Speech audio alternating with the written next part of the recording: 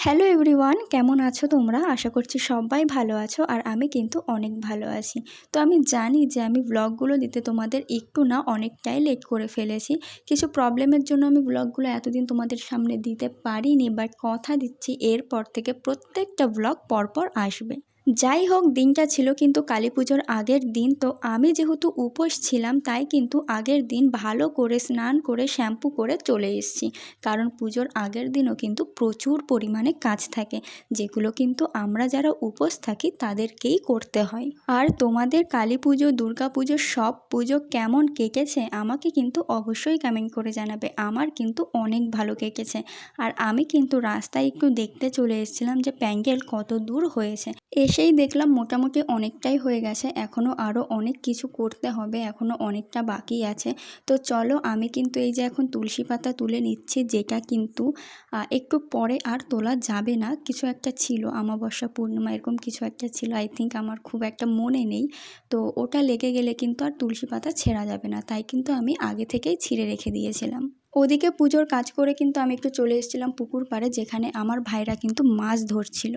তারপর কিন্তু আমি আর কোনো রকম ভিডিও করিনি, একেবারে চলে এসেছি কিন্তু রাত্রেবেলা। আর তোমরা ভালো করেই জানো কালী পুজোর আগের দিন কিন্তু 14 প্রদীপ জ্বালাতে হয়, যেটা কিন্তু আমি আর মা নিয়ে বসে গেছি প্রদীপগুলো জ্বালাবো বলে। কত ভালো লাগে বলো, পুরো সারা পাড়ায় কিন্তু সব বাড়িতে 14 প্রদীপ জ্বালানো হয়।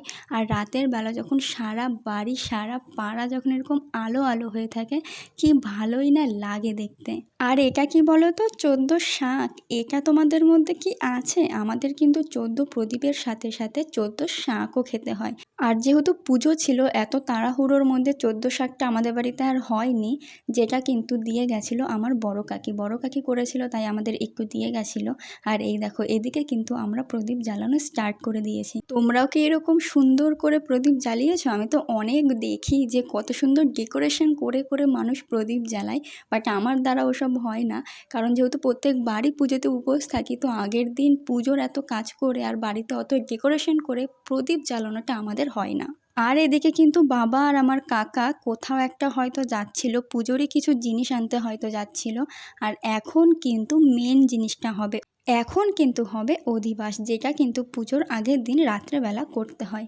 আর এখানে কিন্তু আমার মা, আমার কাকি, পাশের বাড়ির কাকি, অনেকেই এখানে এসেছিল, বৌদি ছিল, তারাই কিন্তু এই অধিবাসটা করছিল। আর আমি কিন্তু দূরে দাঁড়িয়ে দেখছিলাম, কারণ এই কাজটা কিন্তু বউ মানুষদের করতে হয়। তো সবার ফার্স্টেই কিন্তু ছিল আমার মা। এখন কিন্তু মা ওখানে ঘরটা পেতে দেবে, তারপরে কিন্তু পুজো দিয়ে দেবে, ব্যাস, তারপরে কিন্তু কাজ হয়ে যাবে আজকের মতন। আর একটা কালী পুজো মানে তোমরা বুঝতেই পারছো যে প্রচুর পরিমাণে কাজ থাকে।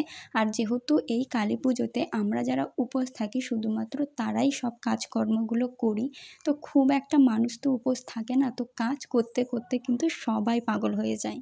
এদিকে কিন্তু আমাদের গোলু প্রণাম করে নিল। এরপরে কিন্তু আরও একটা কাজ আছে, এখন কিন্তু সবাই মিলে বসে গেছে প্রদীপ বানাতে। 108টা প্রদীপ কালী পুজোতে লাগে, সেটা তোমরা ভালো করেই জানো, যেটা কিন্তু আমরা প্রত্যেকবার হাতেই বানাই। তো এই দেখো, সবাই মিলে বসে গেছে। শুধুমাত্র কিন্তু আমিই করছিলাম না, কারণ এত ছোট ছোট প্রদীপ কিন্তু আমি করতে পারি না। তো কেমন লাগলো আজকের ব্লগটা তোমাদের অবশ্যই কিন্তু কমেন্ট করে জানাবে। এরপরে কিন্তু প্রচুর পরিমাণে ব্লগ আসছে, এরপর কিন্তু আমি পরপর তোমাদের সব ব্লগগুলো দেবো। তো চলো, আজকের মতন টাটা, তোমরা সবাই ভালো থেকো, সুস্থ থেকো, আর আমার ব্লগগুলো কিন্তু অবশ্যই দেখো। চলো, টাটা।